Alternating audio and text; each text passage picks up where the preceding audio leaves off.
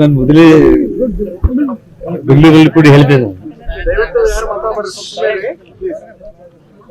ಬೆಂಗಳೂರಲ್ಲಿ ಕೂಡ ನಾನು ಮಾಧ್ಯಮ ಸ್ನೇಹಿತರ ಹತ್ರ ಮಾತಾಡ್ತಾ ಹೇಳಿದ್ದೆ, ಸಾರ್ವಜನಿಕ ಬದುಕಲ್ಲಿ ನಾನು ಬರಬೇಕು ಅಂತ ಹೇಳಿ ತೀರ್ಮಾನ ಮಾಡಿದ ತಕ್ಷಣ ನಾನು ಆಯ್ಕೆ ಮಾಡಿಕೊಂಡಿದ್ದು ಗಂಗಾವತಿ ವಿಧಾನಸಭಾ ಕ್ಷೇತ್ರ.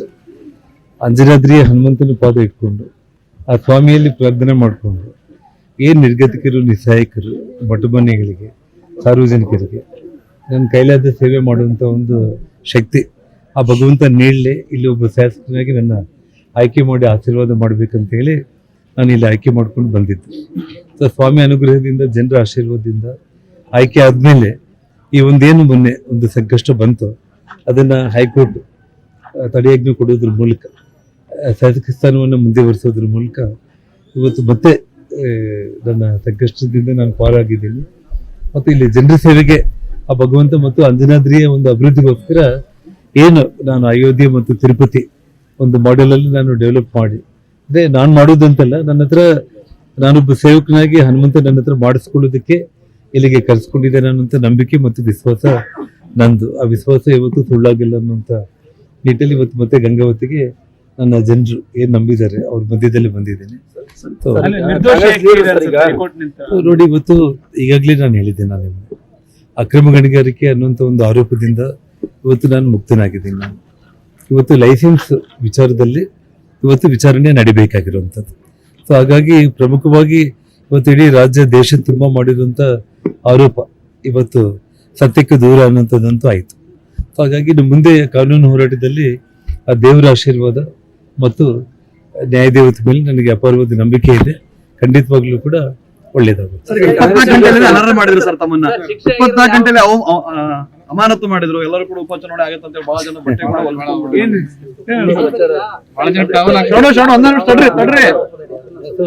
ಲೈಸೆನ್ಸ್ ಪಡ್ಕೊಂಡಿರೋ ವಿಚಾರದಲ್ಲಿ ಬಹಳ ಜನ 24 ಗಂಟೆಲೆ ಸ್ಪೀಕರ್ ಅವರು ಅಮಾನತನ್ನ ಮಾಡಿದ್ರು. ಸೊ ಉಪಚುನಾವಣೆ ನಡೀತದ, ಎಲ್ಲ ಬಹಳ ಜನ ಅಭ್ಯರ್ಥಿಗಳೇ ಆಗ್ಬಿಟ್ಟಿದ್ರು. ಆ ಸಂದರ್ಭ ನಾನು ತಮ್ಮಲ್ಲಿ ಒಂದು ಮಾತನ್ನ ಹೇಳ್ತೀನಿ, ನಾನು ಯಾವಾಗ್ಲೂ ನಾವೇ ಖುಷಿಯಾಗಿರ್ಬೇಕು ಅನ್ನೋದು ತಪ್ಪು. ಆವಾಗ ಭಗವಂತ ಕೂಡ ಶತ್ರುಗಳಿಗೆ ಕೂಡ ಒಂದಿಷ್ಟು 3 ದಿನ ಖುಷಿ ಕೊಡ್ಬೇಕಂತ ಹೇಳಿ ಏನಾದ್ರೂ ಯೋಚನೆ ಮಾಡಿರ್ಬಹುದು. ಯಾಕಂದ್ರೆ ಅವ್ರ ದಿನ ಅಳ್ತಾ ಇರೋದು ಕರೆಕ್ಟ್ ಅಲ್ಲ. ಒಂದು 3 ದಿನ ಆದ್ರೂ ನಗನಗತೆ ಇರ್ಲಿ ಅಂತ ಹೇಳಿ ಮೋಸ್ಟ್ಲಿ ಏನಾದ್ರೂ ದೇವ್ರು ನನಗೆ ಈ ಶಾಕ್ ಕೊಟ್ಟು ಮತ್ತೆ 3 ದಿವಸಗಳ ನಂತರ ಅವ್ರಿಗೂ ಶಾಕ್ ಕೊಟ್ಟಿದ್ದಾರೆ ಅಂತ ನನಗೆ ಅನ್ಸುತ್ತೆ ಅಷ್ಟೇ. ಹೌದು, ನೋಡಿ, ನಾನು ತಮ್ಮಲ್ಲಿ ಒಂದೇ ಬ್ರದರ್, ನಾನು ಹೇಳೋದು ವಿಚಾರ ಏನಂತಂದ್ರೆ, ನಾವು ಏನಿದ್ರು ಕೂಡ ಮನುಷ್ಯರು. ಇವತ್ತು ನೋಡಿ, ಅಹಮದಾಬಾದಲ್ಲಿ ದೊಡ್ಡ ಘಟನೆ ಆಯ್ತು, ಫ್ಲೈಟ್ ಘಟನೆ ಆಯ್ತು. ಅತಿ ಚಿಕ್ಕ ವಯಸ್ಸಲ್ಲಿ ಪುನೀತ್ ರಾಜ್ಕುಮಾರ್ ಅಂತ ಒಬ್ಬ ಇಡೀ ನಮ್ಮ ಕರ್ನಾಟಕ ರಾಜ್ಯದಲ್ಲಿ ಮನೆ ಮನೆ ಮಾತಾಗಿರುವಂತ ಒಬ್ಬ ಹೃದಯದಲ್ಲಿ ಇಟ್ಕೊಂಡಿರುವಂತ ಒಬ್ಬ ನಟ ಅತಿ ಚಿಕ್ಕ ವಯಸ್ಸಲ್ಲಿ ಹೋದ್ರು. ನಾವಿವತ್ತು ಜೀವಂತವಾಗಿ ಇದೀವಿ ಅಂತಂದ್ರೆ ಭಗವಂತನಿಗೆ ಧನ್ಯವಾದ ಹೇಳ್ಬೇಕನ್ನೋದು ಒಂದು. ಸೊ ಏನೇ ಇದ್ರು ಕೂಡ ನಮ್ಮ ಹಣೆ ಬರೋದಲ್ಲಿ ನನಗೆ ಚಿಕ್ಕ ಹುಡುಗ ಇದ್ದಾಗ್ಲಿಂದ ಕೂಡ ಈ ಕಷ್ಟ ಸುಖ ಅನ್ನೋದು ಬ್ಯಾಲೆನ್ಸ್ಡ್ ಆಗಿ ಹೋಗ್ತಾನೆ ಇದೆ. ಅದು ದೇವರು ಎಷ್ಟು ದಿನ ಮುಂದುವರಿಸಿದ್ರೆ ಅದನ್ನ ನಾನು ಫೇಸ್ ಮಾಡಬೇಕು. ನಮ್ಮ ಹಣೆ ಬರೋದಲ್ಲಿ ದೇವ್ರು ಏನ್ ಬರೆದಿದ್ದಾನೆ, ಏನೇ ನಮಗೆ ಕಷ್ಟ ಬರಲಿ ಸುಖ ಬರಲಿ ಅದು ದೇವ್ರ ನಿಶ್ಚಯ ಅನ್ನೋದು ನನ್ನ ನಂಬಿಕೆ. ಹಾಗಾಗಿ ಏನೇ ಇದ್ರು ಕೂಡ ಎಲ್ಲ ಆಟ ಆಡಿಸೋದೆಲ್ಲ ಕೂಡ ಪರಮಾತ್ಮನೇ ಅಷ್ಟೇ. ನೋಡಿ, ನಾನು ಇವಾಗ ತಾವೆಲ್ಲ ದೇಶದಲ್ಲಿ ಘಟಾನುಘಟಿ ರಾಜಕಾರಣಿಗಳೆಲ್ಲ ನೋಡಿದ್ದೀರಿ, ಅವ್ರ ಜೀವನದಲ್ಲಿ ಏನೇನಾಗಿದೆ ಅನ್ನೋದನ್ನ. ಅಂದ್ರೆ ಇವತ್ತು ಜಯಲಲಿತಾ ಅವರೇ ಇರ್ಬೋದು, ಅವ್ರು 3-4 ಬಾರಿ ಅವರು ಜೈಲಿಗೆ ಹೋಗೋದು ಬರೋದು ಆದ್ರೂ ಕೂಡ ಅವ್ರ ಕೊನೆಯ ಉಸಿರು ಇಳಿಯುವಂತ ಸಂದರ್ಭದಲ್ಲಿ ಇಡೀ ವಿಶ್ವನೇ ಮೆಚ್ಚುವಂತ ಒಂದು ರೀತಿಯಲ್ಲಿ ಅವ್ರ ಕೊನೆಯ ಉಸಿರು ಎಳೆದು ಇಡೀ ಜಗತ್ತೇ ಅವ್ರನ್ನ ಕೊನೆಯ ಉಸಿರು ಎಳೆದಾಗ ತಾವೆಲ್ಲ ನೋಡಿದ್ದೀರಿ. ಸೊ ನನ್ನ ಆಸೆ ಕೂಡ ಭಗವಂತನಲ್ಲಿ ಅಷ್ಟೇ, ಜನರ ಹೃದಯದಲ್ಲಿ ಶಾಶ್ವತವಾಗಿದ್ದು ಯಾವತ್ತೂ ಕೂಡ ಕೊನೆಯ ಉಸಿರು ಇರೋವರೆಗೂ ಕೂಡ ಜನರ ಸೇವೆಯಲ್ಲಿ ಇರಬೇಕು.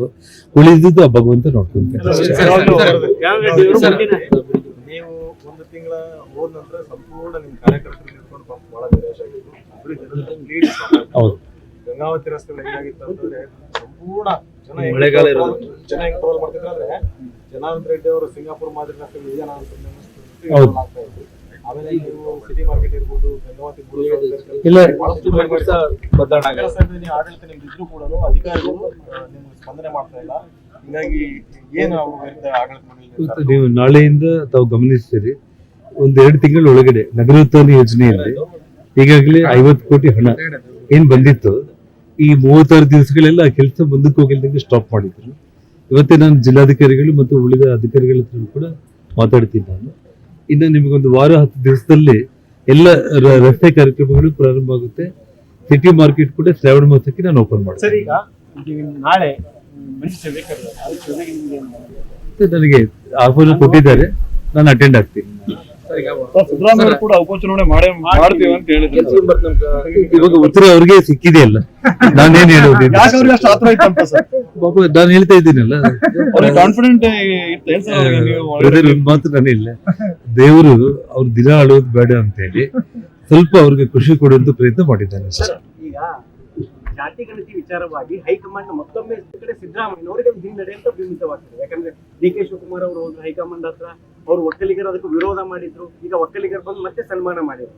ಏನ್ ಹೇಳ್ತೀವಿ ಸಿದ್ದರಾಮಯ್ಯನವರು? ನೋಡಿ, ಇವತ್ತು ಒಂದೇ ಒಂದು ವಿಷಯ, ಈ ರಾಜ್ಯ ಸರ್ಕಾರ ಸಿದ್ದರಾಮಯ್ಯನವರು ಅಭಿವೃದ್ಧಿ ಅನ್ನೋದನ್ನ ಸಂಪೂರ್ಣ ನಿರ್ಲಕ್ಷ್ಯ ಮಾಡಿ ಕೇವಲ ರಾಜಕೀಯ ಮಾತುಗಳಿಂದ, ಅಂದ್ರೆ ಜನಗಳನ್ನ ದಿಕ್ತಪ್ಪಿಸುವಂತ ಒಂದು ವಿಚಾರದಲ್ಲಿ ಅವ್ರಿಗೇನು ಜನರು ಅಭಿವೃದ್ಧಿ ಬಗ್ಗೆ ಮಾತಾಡೋ ಸಂದರ್ಭ ಬಂತು ಅಂದ್ರೆ ಅದನ್ನ ಹಾದಿ ತಪ್ಪಿಸ್ಬೇಕು ಅಂತ ಹೇಳಿ ಜಾತಿ ಗಣತಿ ಅನ್ನೋದು, ಆ ವರದಿ ಒಪ್ಪಿಸ್ಕೊಳ್ಳೋದು, ಮತ್ತೆ ಅದನ್ನ ಇದು ಮಾಡೋದು, ಮತ್ತೆ ಹೈಕಮಾಂಡ್ ಇನ್ನೊಮ್ಮೆ ಮಾಡೋದು ಹೇಳಿದೆ ಅನ್ನೋದು, ಈ ರೀತಿ ಅವ್ರಿಗೆ ಬರೀ ರಾಜಕೀಯ ಮಾಡೋದು ಬಿಟ್ರೆ ಈ ರಾಜ್ಯದ ಅಭಿವೃದ್ಧಿ ಬಗ್ಗೆ ಅವ್ರಿಗೆ ಕಾಳಜಿ ಇಲ್ಲ ಅನ್ನೋದು ಮಾತ್ರ ಇವತ್ತು ತಮಗೂ ಸ್ಪಷ್ಟ ಆಗಿದೆ, ರಾಜ್ಯದ ಜನರಿಗೂ ಸ್ಪಷ್ಟ ಆಗಿದೆ. ಮುಖ್ಯಮಂತ್ರಿ ಬದಲಾವಣೆ ವಿಚಾರ ಕೂಡ ಇದೆ ಸರ್. ಬದಲಾವಣೆ ಆಗ್ತಾರೆ ಆಗ್ತಾರೆ. ಅದು ಅವ್ರ ಪಾರ್ಟಿ ಹೈಕಮಾಂಡ್ ಬಿಟ್ಟಿದ್ದು ಮಾತು. ಈಗ ವಾಲ್ಮೀಕಿ ಹೆಗರಣದಲ್ಲಿ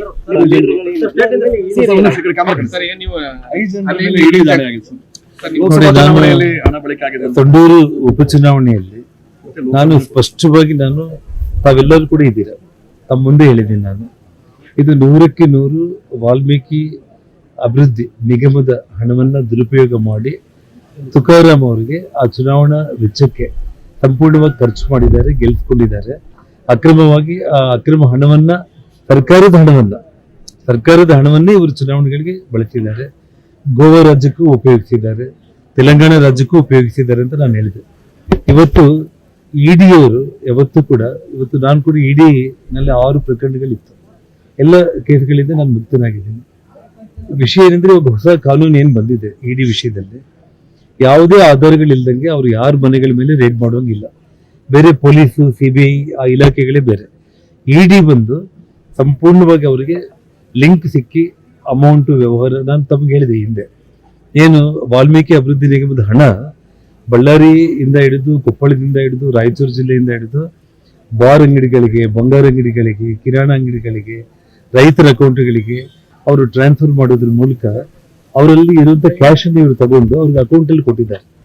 ಪರ್ಚೇಸರ್ ಪಾಪ ಅಮಾಯಕರು, ಹೌದಾ ನಿನ್ನ ಹತ್ರ 5 ಲಕ್ಷ ಇದೆ ಅಂದ್ರೆ, 5 ಲಕ್ಷ ಕ್ಯಾಶ್ ಇದೆ ಅಂದ್ರೆ, ಹಣ ನಾನು ನಿನ್ಗೆ ಬೆಳಿಗ್ಗೆ 5 ಲಕ್ಷ ನಿನ್ನ ಅಕೌಂಟ್ಗೆ ಟ್ರಾನ್ಸ್ಫರ್ ಹೊಡಿತೀನಿ, ಕ್ಯಾಶ್ ಕಳಿಸ್ಬಿಡು ಅಂತ ಹೇಳಿ ಈ ರೀತಿ ತಗೊಂಡಿದ್ದಾರೆ. ಇವತ್ತೇನಾಗಿದೆ, ಇಡಿಯಲ್ಲಿ ಇವರೆಲ್ಲರನ್ನ ಕರೆಸಿದ್ದಾರೆ. ವಾಲ್ಮೀಕಿ ಅಭಿವೃದ್ಧಿ ನಿಗಮದ ಕಡೆಯಿಂದ ಯಾರ್ಯಾರು ಇಂಡಿವಿಜುವಲ್ ಅಕೌಂಟ್ಗೆ ಹಣ ಹೋಗಿದ್ದೇನೋ ಅವರೆಲ್ಲರನ್ನ ಕರೆದಾಗ, ಸರ್ ನಮ್ಗೇನ್ ಗೊತ್ತು, ನಮ್ಗೆ ಇಂಥ ನಾಯಕರುಗಳು ನಮ್ಗೆ ಫೋನ್ ಮಾಡಿದ್ರು, ನಮಗೆ ಹಣ ನಿಮ್ಮ ಹತ್ರ ಕ್ಯಾಶ್ ಇದೆ ಅಂತ ಕೇಳಿದ್ರು, ಇದೆ ಅಂತ ಹೇಳಿ ನಮ್ಮ ಅಕೌಂಟ್ಗೆ ಟ್ರಾನ್ಸ್ಫರ್ ಮಾಡಿದ್ರು, ನಮ್ಮಲ್ಲಿರೋ ಕ್ಯಾಶ್ ಕೊಟ್ಟಿದೀವಿ ಅಂತ ಅವ್ರು ಒಪ್ಕೊಂಡಿದ್ದಾರೆ. ಇವತ್ತು ಆ ಪ್ರೂಫ್ ಆಗಿರೋ ಕಾರಣ ಇವತ್ತು 5 ಮಂದಿ ಶಾಸಕರುಗಳ ಮೇಲೆ, ಸಂಸದರ ಮೇಲೆ ಇವತ್ತು ರೇಡ್ ಆಗಿದೆ. ಇದರದ್ದು ಪ್ರತಿಫಲ ಅನ್ನೋದನ್ನ ಮುಂದೆ ಅವ್ರು ಯಾವ ರೀತಿ ಅನುಭವಿಸ್ತಾರೆ ಅನ್ನೋದು ನೀವು ನೋಡ್ತೀವಿ. ಮನೆಯಲ್ಲಿ ಸರ್ ಹಣ ಕೊಟ್ಟರು ಕೂಡ ಇದಾಗಿದೆ ಸರ್.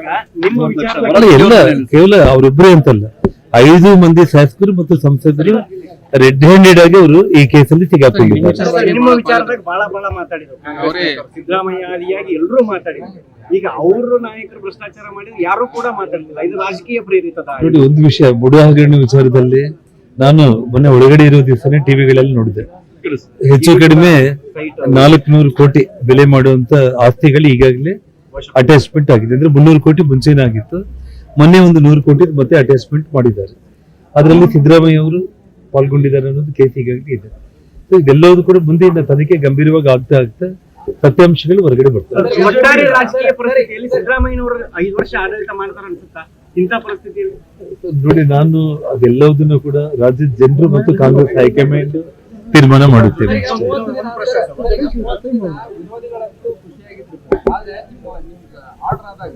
ನಿಮ್ ಪಾರ್ಟಿ ಅವರು ಗಟ್ಟಿಯಾಗಿ ನಿಮ್ ಪರ ಯಾರು ಮಾತಾಡಿಲ್ಲ. ನೋಡಿ, ಪಕ್ಷದ ಎಲ್ಲಾ ನಾಯಕರುಗಳು ಕೂಡ ಇವತ್ತು ಬೆಂಗಳೂರಿಂದ ಡೆಲ್ಲಿವರೆಗೆ ಎಲ್ಲ ಭಾರತೀಯ ಜನತಾ ಪಕ್ಷದ ನಾಯಕರುಗಳು ನನ್ನ ಶ್ರೀಮತಿಗೆ ಅವರು ಫೋನ್ ಮಾಡೋದ್ರ ಮೂಲಕ ಎಲ್ಲರೂ ಪ್ರತಿಯೊಬ್ಬರು ಕೂಡ ಮೋರಲ್ ಆಗಿ ಸಪೋರ್ಟಿವ್ ಆಗಿ ನಿಂತ್ಕೊಂಡ್ರು.